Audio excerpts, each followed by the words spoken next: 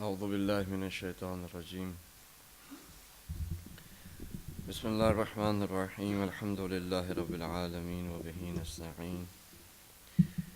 والصلاة والسلام على أشرف الأنبياء والمرسلين حبيب قلوبنا وطبيب نفوسنا رحمة للعالمين بالقاسم محمد.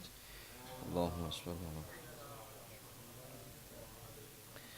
والصلاة والسلام على أهل بيته الطيبين الطاهرين المعصومين المظلومين ولعنة الله على أعدائهم أجمعين.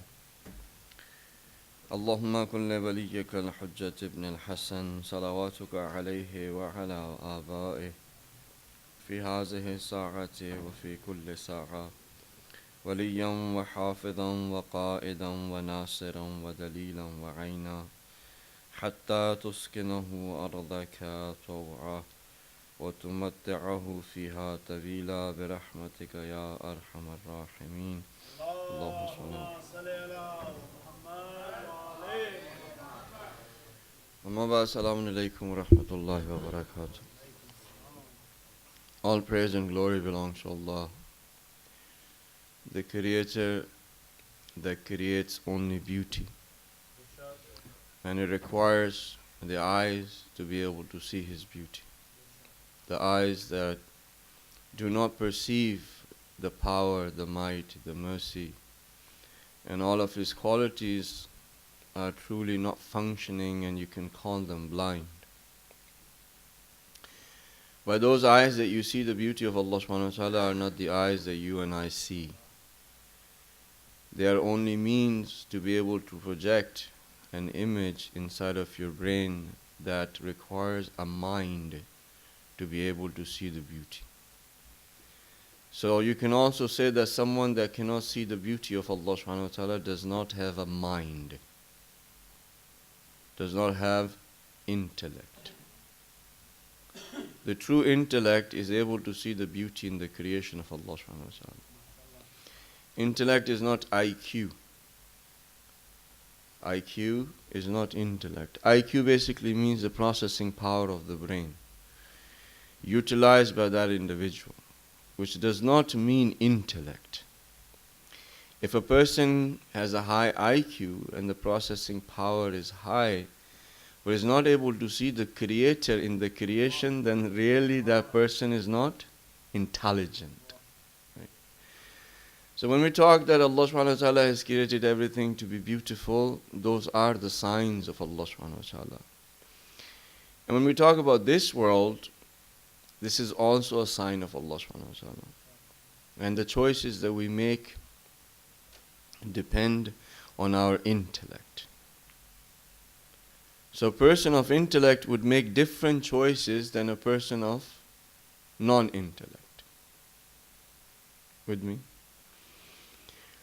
When a person decides that they're going to disobey Allah subhanahu wa ta'ala, truly, if you think about it, they're void of that aql, which we translate into English as intellect. I'll tell you an anecdote and then see if you can understand what aql is. Aql is from the word iqal. Iqal is a rope that the Arabs used to use, in our words, to park the camel. Okay. Or, what do you have in the car? That's like a handbrake. Right? I don't know what you call it in England, but it's a handbrake. So once the handbrake is there, the car is not going to move. There was a Bedouin that heard that the Prophet has come and he's got teachings. So he came to listen to the Prophet in the mosque. And after he had heard the Prophet, he goes outside and his camel is no longer there. So he started shouting and screaming that, what type of a Prophet is this, that I come to see him and I lost my camel. So the Prophet got to him and said, when you came in, did you put the iqal on the camel? Did you put that rope by which the camel would not go anywhere? And he said, no, I came to see the Prophet, I should not be having any loss. Right? So that's why I just left it and I went inside. The Prophet said, no, you should have put the iqal, because that camel is an animal. It's run by its instinct. You, who should not have been just instinct, you should have had intellect, you should have put that iqal on that camel's legs. And told the companions to go find that camel and get him to quiet down. So iqal is actually that rope which a man or a woman of intellect utilizes to park or refrain the lowly desires or the animal inside. So a person who does not utilize that intellect that can put that rope, can control that animal inside of us, then that person truly does not have intellect. Okay. So the choices that we make, they have to be based on intellect. Not IQ, again, not the processing power. Because if that was the case, then the person who has the highest processing power known today should not have been, in that position where he says that there is no God. When he himself happens to be on a wheelchair, that if he was to say to him that could this wheelchair be in existence without a manufacturer, he would reply, no. But when it comes to the creation, he says that there is no creator. And not on top of that, but he's going and looking for the aliens that exist. That is teamed up with a businessman to find out life on other planets. So the life on this planet has no creator, so therefore, in his logic, the rest of the life that he's going to find would be of no creator. And when you keep on looking at the people who claim to have intellect, you see that really they don't have it. Because the basics they have lost. In basics they have gotten corrupted. They don't understand in reality what is the reality, so therefore all the choices they're going to make are not going to be the choices of intellect, but of their own lowly desires. This is one of the main differences between a mu'min, a believer, and a non-believer. A mu'min looks at this world as a sign of Allah subhanahu wa ta'ala. And by utilizing these means that Allah subhanahu wa ta'ala has given to us, a mu'min reaches that point where he understands that all that there is beauty, and God is beauty, and any beauty requires a certain amount of reverence and love. And out of that love, that person decides not to disobey Allah subhanahu wa ta'ala. And that love dictates in his life or in her life in every single aspect. And because of this love of Allah subhanahu wa ta'ala, the person does not choose the disobedience of Allah subhanahu wa ta'ala, but decides to obey Allah subhanahu wa ta'ala. So as far as this is, so all of the creation of Allah subhanahu wa ta'ala that He has created is beautiful. With me? So this is the point. In yesterday's Majlis, if I remember correctly, or the Majlis before, we mentioned to you that this sort of problem that religion is facing, where they want to have a balance between the worldly life and the hereafter. You guys remember? Okay. No, we had given you some of the examples as well.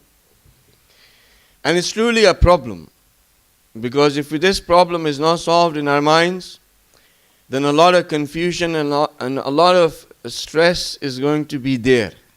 So this is like a life-changing concept that if you can understand, you'll feel a lot better, you'll feel a lot at peace, you'll have a direction and you can follow that direction. So what is the definition of the world? We know so much that whatever that Allah subhanahu wa ta'ala has created is beautiful, and He does not create anything which is not beautiful or ugly. But when you look at Nahjul Balagha, Imam Ali alayhi salatu wasalam describes the world. He describes dunya as what? As an old woman with leprosy holding the intestines of a pig. Is that beautiful? An old woman with leprosy. Leprosy, for the children who don't know, is a disease by which the skin and the flesh of a human being starts melting. It just starts melting and slowly just disappears, and there's a lot of smell, and it's just that person is just hard to look at, and you cannot be in that person's presence. So he's saying an old woman with leprosy holding in her hands the intestines of a pig. He says that is dunya. So when you look at that definition, it does not look beautiful. We said that Allah subhanahu wa ta'ala only creates beauty. So what is this world that Imam Ali alayhi salatu wasalam is describing? Is that created by God, or is it created by us? By us. Because whatever Allah subhanahu wa ta'ala has created in this world, He has created it beautiful. And it's actually a sign of Allah subhanahu wa ta'ala, are the ayat of Allah subhanahu wa ta'ala, by which a person of intellect who can see the beauty of Allah subhanahu wa ta'ala can utilize these means to get closer to Him. With me? So then there must be something else that is the definition of the world. It cannot be what we comprehend it to be. So what is the definition? I was hoping there would be a little bit more people before we can give you the definition, but it's okay. Because ourselves, time is something that doesn't really matter to us that much. Do you know what is the most precious thing in this universe? The most precious thing in this universe is time. By which definition of precious? Anything which is found to be the least amount, it is precious. Therefore you have diamond are precious, gold is precious, right? All of these things are precious. And the stones that are found a little bit more than diamonds, they're called semi-precious stones. The definition of something precious is uniqueness, to be less. And what is the least that you and I have in this world? Is time. How less it is? The Holy Prophet as Muhammad sallallahu alaihi wasallam describes, he describes the life of this world versus the life of the hereafter. He says that if you were to have an ocean and you were to take the tip of this finger and just touch the water, the amount of water that will come on the tip of your finger is the life of this world, and the ocean is the hereafter. The ocean is the life after this world, and the life here is that water on the tip of your finger. How much it is? Nothing. How less it is. How precious it would be, because this is the time in this world that would dictate the rest of your life in the hereafter. So by that definition, the most precious thing that you and I have is actually the time in this world. And it is this that we misuse and do the most amount of israf. Right? If you happen to have 100 pounds and you were to say that, divide this 100 pounds between 10 people and give them 10 pounds each. If you gave one person 50 pounds, how much would you have left? 50. Would you be able to give 10 pounds to every person? No. When you have a limited amount of time and there are so many things that are needing time, when you end up distributing without realizing that at the end of the day you have things that don't get time. And majority of the time that is religion. I don't have time to do this, I don't have time to do that, I don't have time to do that. Why do we not have time to do such and such? Because we distribute it without realizing that we have a limited amount, and if we give something to Bollywood 3 hours, or Netflix 2.5 hours, or PS4 2.5 hours, right? Or Facebook an hour. If we keep on distributing like that, in the end, your family would be asking, can you give me some time? And say, I'm sorry, I'm all out. Your children would be asking, Dad, can you give us some time? I'm sorry, I'm all out.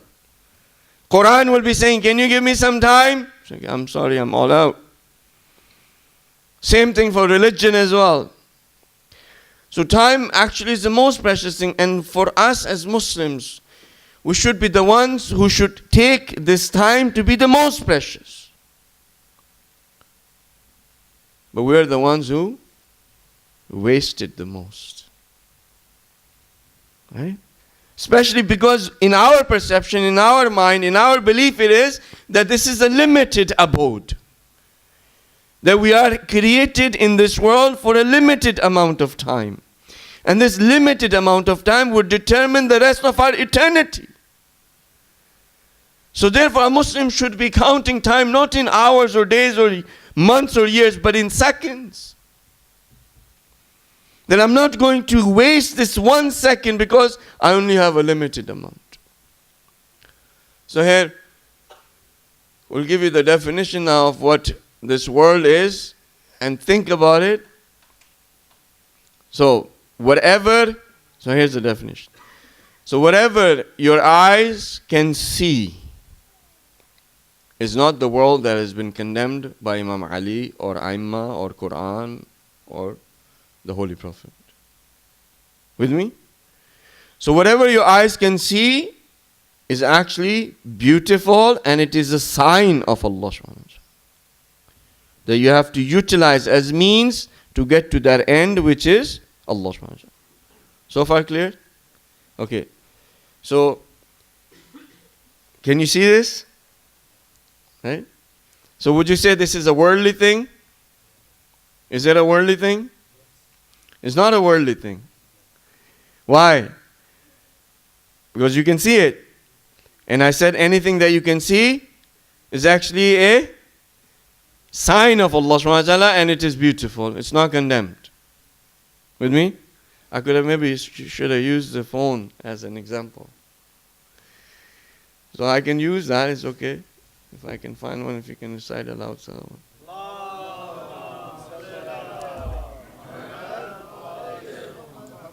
Okay, so is this phone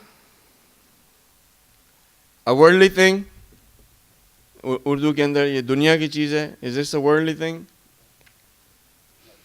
By the definition that I've already given to you, then this is not a worldly thing. What is it? What is it? It's a phone, I know, but what is it? It's a sign of Allah subhanahu wa ta'ala. Right? It's a sign of Allah subhanahu wa ta'ala. Allah subhanahu wa ta'ala gave the ability to a human being to be able to utilize all of the raw material that He has created, to make them come together in a way with the things that He has created, to bring about that particular device that can hold the whole world in it, that can hold the whole Quran in it, right? That can hold the whole Bihar Anwar in it, that can hold this massive amount of information which is literally at your fingertips.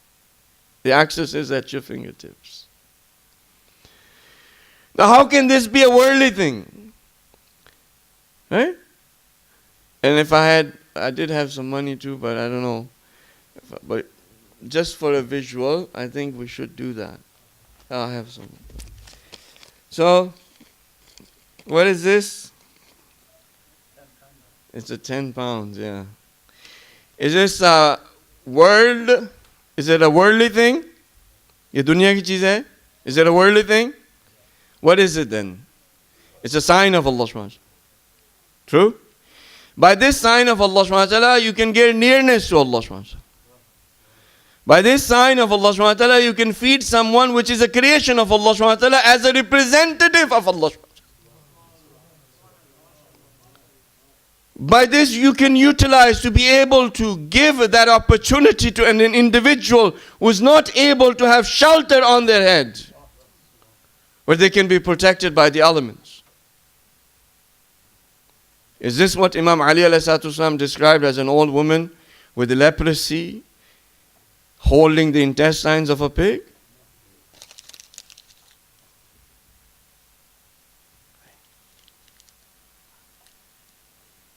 I could hear your hearts going like this. Your hearts went. You know what he described? An old woman with leprosy holding the intestines of a pig. was that feeling that you just got.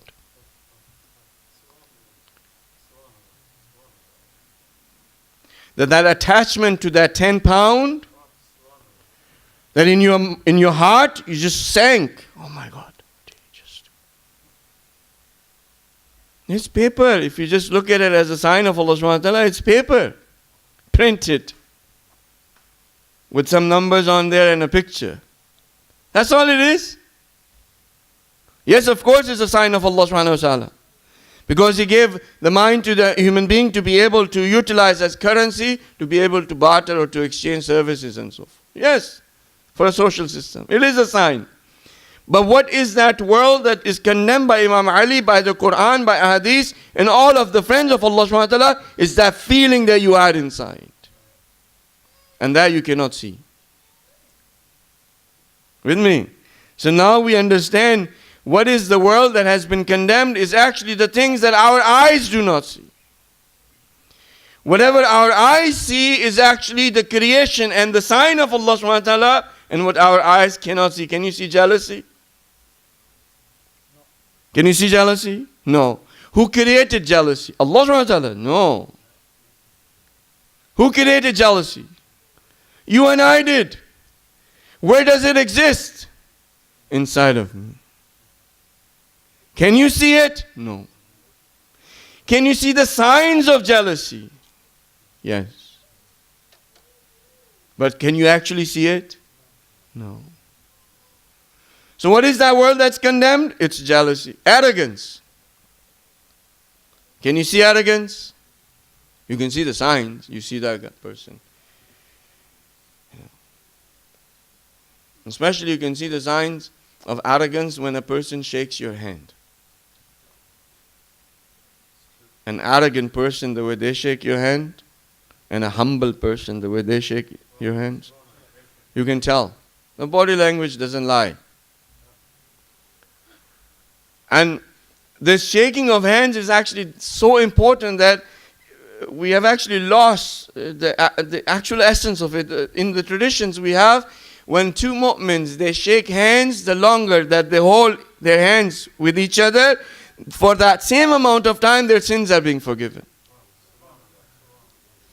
If you want your sins to be forgiven, hold the hand of your mu'min brother. And keep holding it. And the longer you hold, the more sins are going to be forgiven. How do we shake hands? Like this. That's not shaking hands. It should be two hands. Hold the other person's hand with love. And know that as long as you will hold it, as long as your hands are in the hands of each other, your sins are being forgiven. Eh?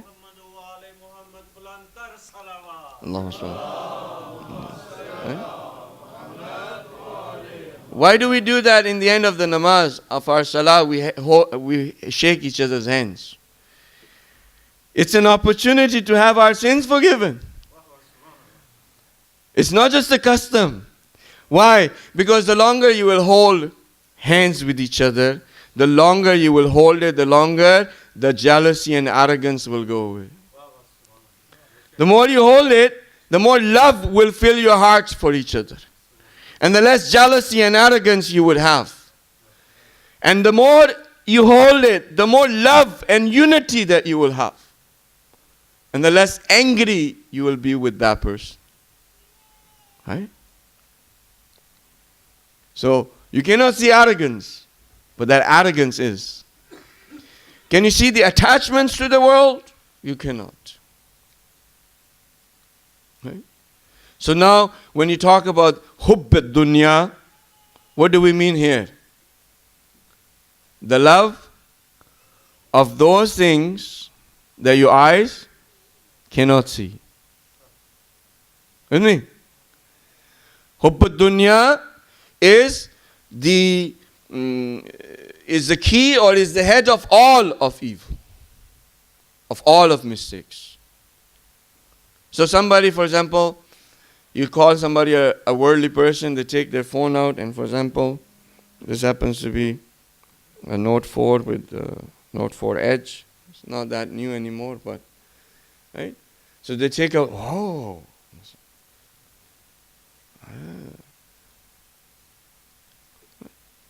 But if somebody takes out a phone which is a flip phone, I'm not going to give my daughter to him. It's just as a flip phone. I'm going to give my daughter to someone who's holding a Note 7 or, Samsung S7 or something. Or iPhone 6S or whatever, 7. What is that? What is that person showing to you? Hubbud dunya. But this hubbud dunya is not of this phone, but that attachment and that sign that this phone has become in that person's mind who he or she created. Not God. Not Allah subhanahu wa ta'ala. I'm wearing right? This is a symbol of the dress of the Holy Prophet. So when you look at me, you say, do I look like a worldly person or a religious person? Muslim. It's a simple question. Don't worry about the answer. Do I look like a worldly person or a religious person? Your answer should be a religious person. But if it is just the dress that makes me a religious person, and you can see the dress,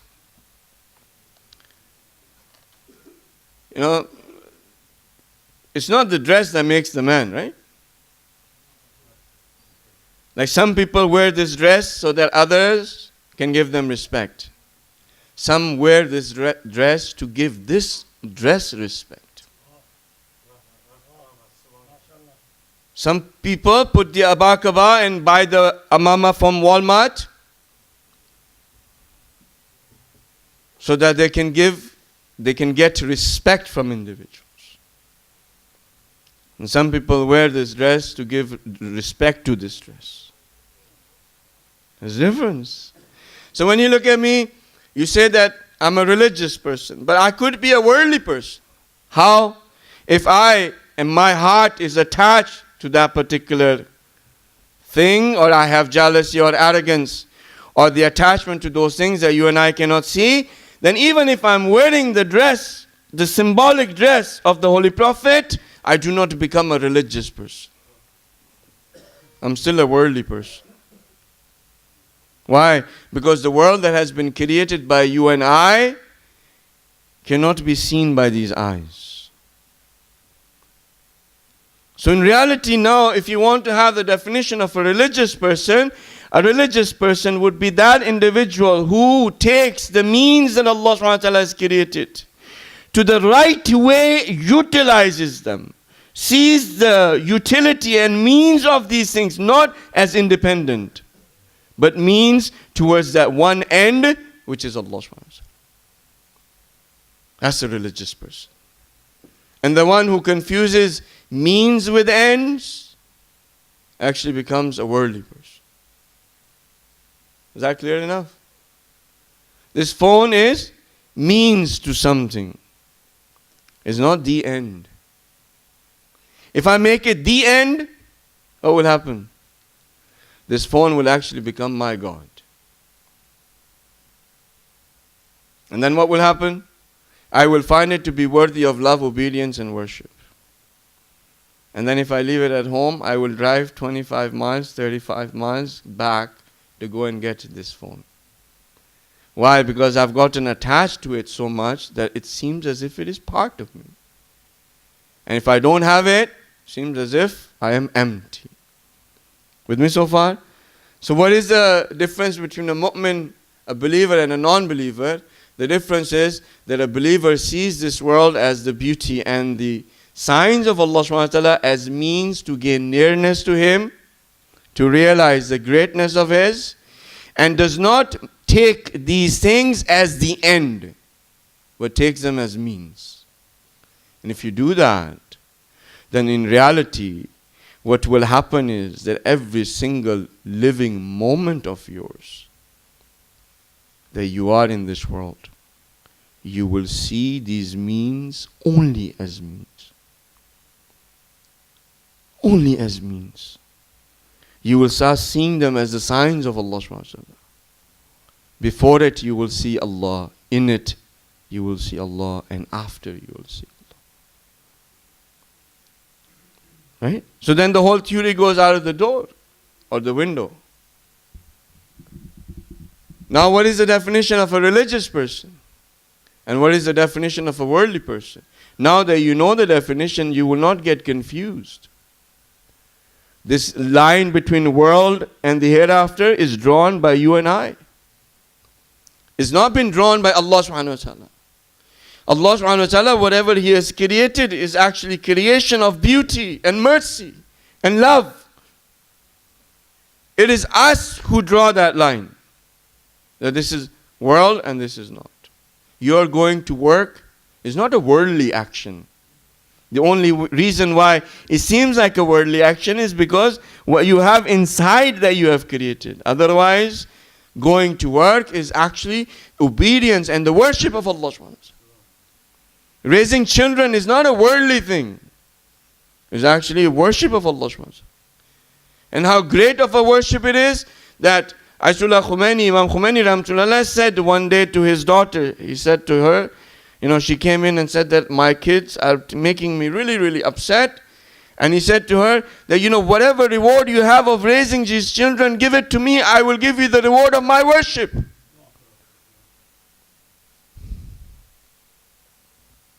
You can have the reward of my worship. Give me the reward of raising these children. Paying your bills, is that the worldly thing? Is it a worldly thing? No, it's not. Paying your bills to be able to take care of what is an obligation on you as a responsibility to your family is not a worldly thing. It's a worship of Allah subhanahu wa ta'ala. With me? Because this yellow line, you and I have created. Okay, but this is the world and this is the akhirah. Still not clear? Okay. I don't know if you've been to Canada, but Niagara Falls has a border between Canada and America. And what you're doing is basically driving or walking, whichever way, and you drive and there comes a yellow line. And you say, okay, you have to stop now. Why? Because now you're about to enter into America. Okay? It's the same land. What's the difference between the asphalt here and after the yellow line? What's the difference? What's the difference between the earth here and the earth after the yellow line? It's the same, right? It's the same bridge. But when you're crossing it, they said this is the yellow line. Once you've crossed it, now you're in America. Who put this yellow line? We did. We divided humanity. We separated ourselves from each other. Allah subhanahu wa ta'ala did not. He said, you are brothers and sisters, if not in humanity you are. Because you are coming from the same father and mother. And then if you don't think of that, if your religion says that all of the Muslim brothers and sisters are your brothers and sisters, they are one. The Prophet has said they are part of one body.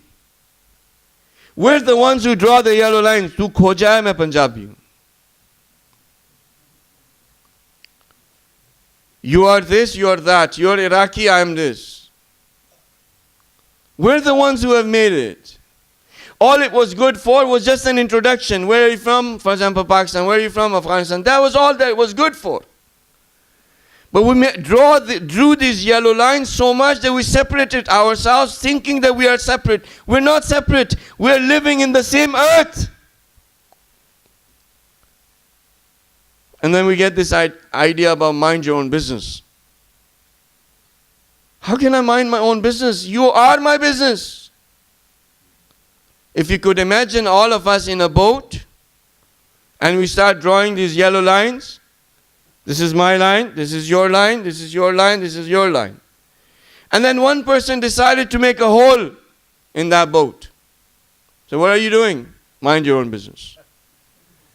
Well, I cannot mind my own business. You making a hole in this boat is my business. Just by drawing a yellow line does not mean that you are separate from me or that we are not in the same boat. It doesn't mean that. I am going to also drown, so you will. If you cannot see your own harm, I am letting you know that it is harmful for you. Today we do Amr bil Maruf and in Munkar the other person says, mind your own business. Well, you are my business. If your house gets corrupted, if your mind gets corrupted, if your family gets corrupted, if you get corrupted, that corruption is going to come to my house. That wrong, demented ideology is going to end up in my house. If I do not stop you from doing what you're doing, I am going to be ruined and you are going to be ruined. We as human beings, we think we are separate. We're not separate. We are one. In one part of the world, whatever is happening, it is going to destroy the rest of the world. And when we try to stop that, people say, mind your own business. It is our business.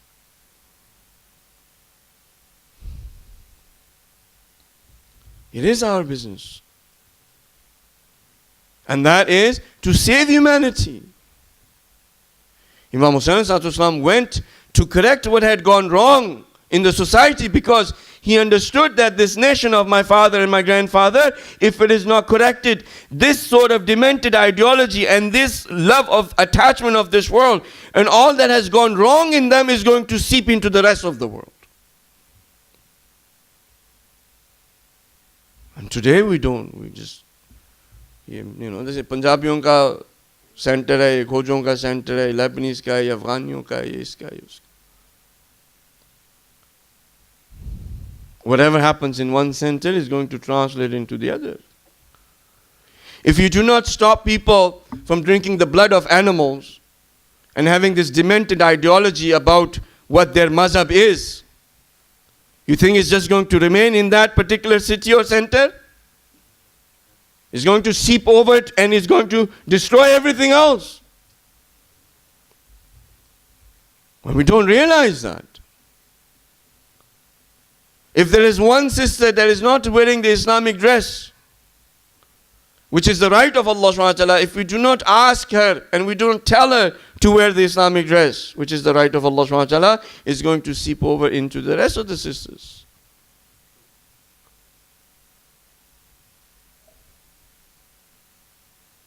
We cannot just say mind your own business. The sisters who come without hijab, without the proper dress of Islam, they are openly affecting, influencing the rest of the sisters. But if all of the sisters are wearing the Islamic dress, guess what will happen? They will influence everybody else. And slowly, slowly you will see that there will be no sister without hijab. Right?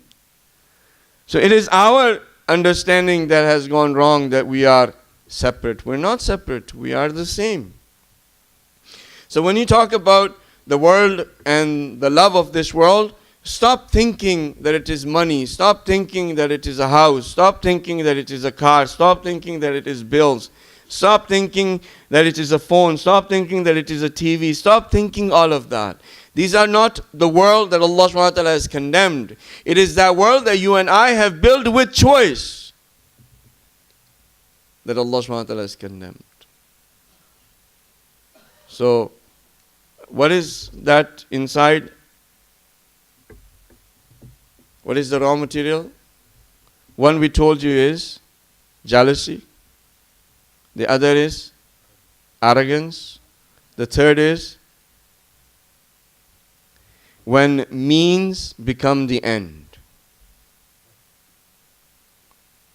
When means become the end. What is a car good for? Just a little bit. What is the car good for?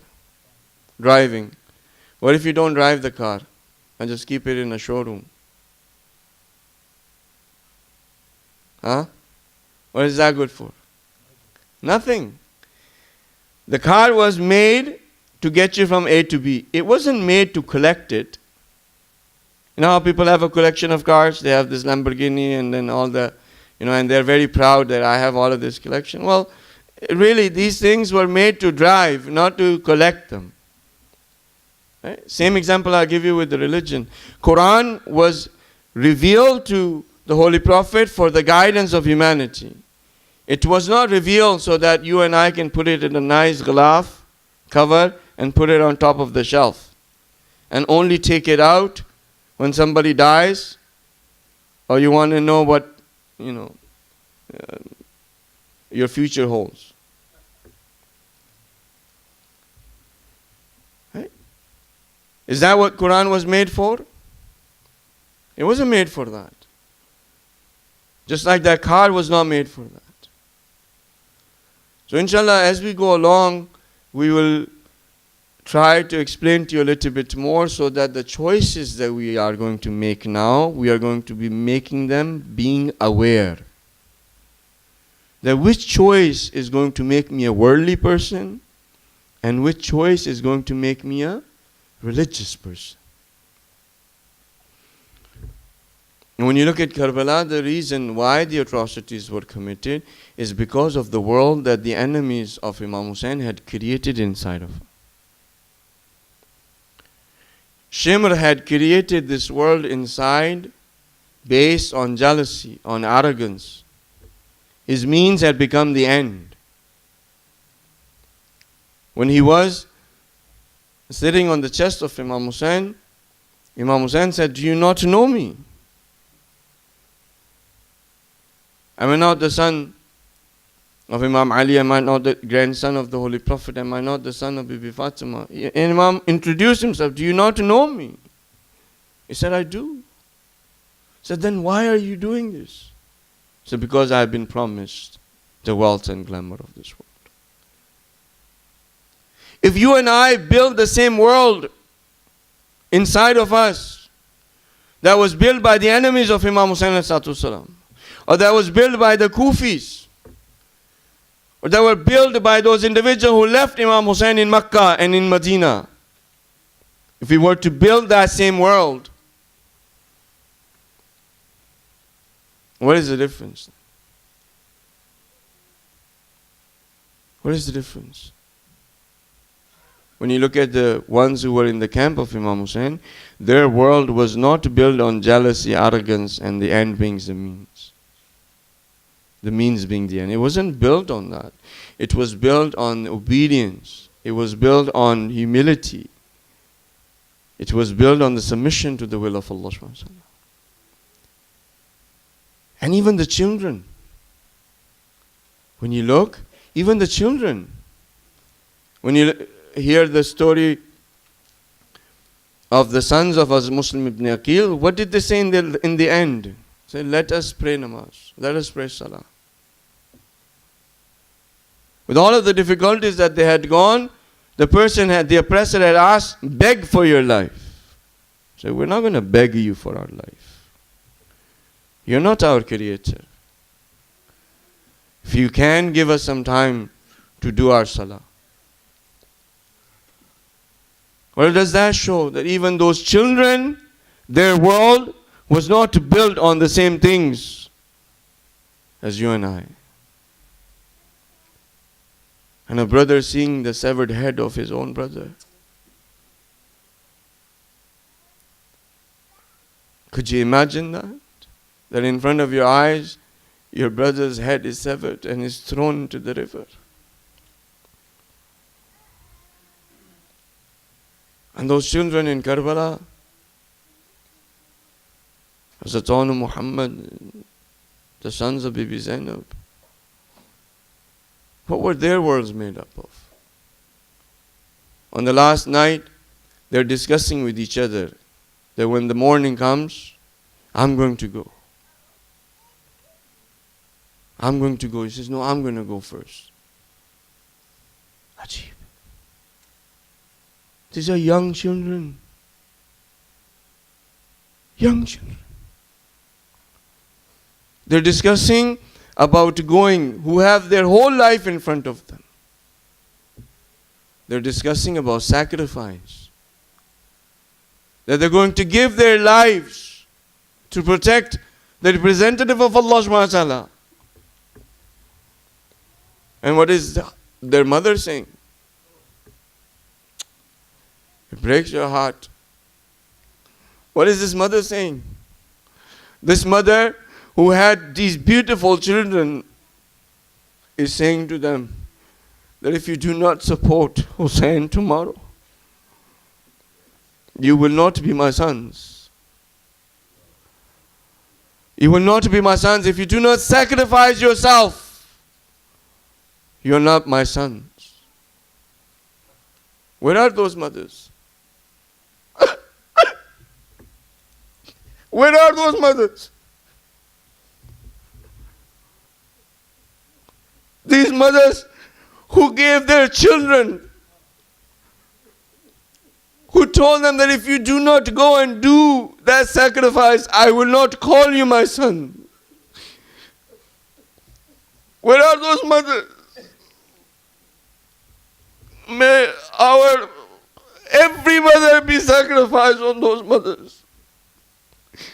From the heart of a mother to say that. And when the morning came, and Hazrat Muhammad would keep asking permission, give us the permission, give us the permission. We want to go, we want to go. And Imam Hussain kept on saying, how can I give you permission? You are children.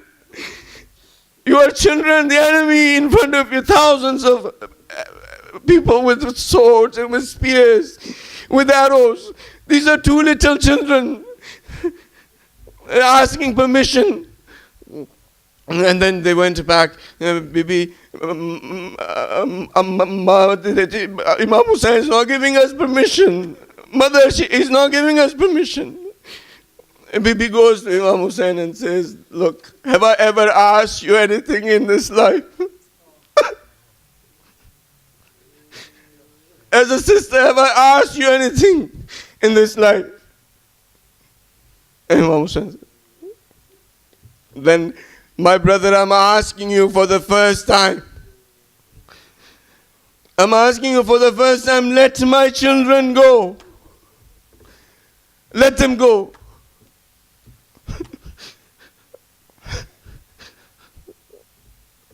Let them go. Imam Hussain says, my sister, how can I deny the only request that you've ever made to me? These little children, they go in front of this army. They had the hearts of stones. They fought bravely. They fought bravely. Children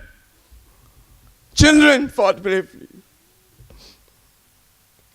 And as they fell, and look at the task of Imam Hussain, how difficult it was to bring his nephews. If you have nephews, you know that they are kind of like your own children. You happen to love them. And when they are the children of a sister like Zainab, what was the condition of the heart of Imam Hussain? Imam Hussain went, picked up the bodies of Honor Muhammad, and they brought them to the tent. What was the conditions of the rest of the children who saw those bodies? The children of Karbala saw these children, they were with us. This Honor Muhammad are gone. And what was the condition of the mother? The mother went in sajda. Bibi Zainab went in sajda and said, oh Allah, thank you for accepting my sacrifice.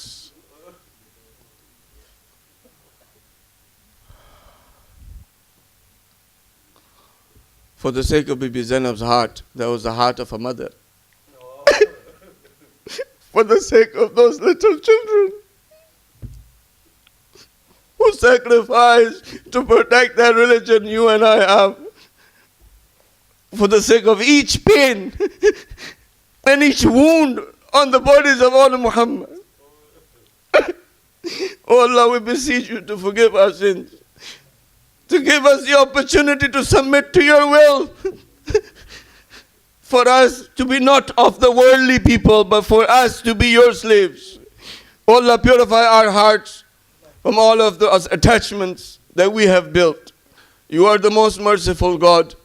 Out of your love, bless us the opportunity for our children to have the courage of Honor Muhammad, So that that day when Imam of the time comes, the Hussein of the time comes, our mothers will let go of them and they will be happy to support the Imam of the time.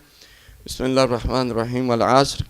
إن الإنسان لفي خسر إلا الذين آمنوا وعملوا الصالحات وتواصوا بالحق وتواصوا بالصبر.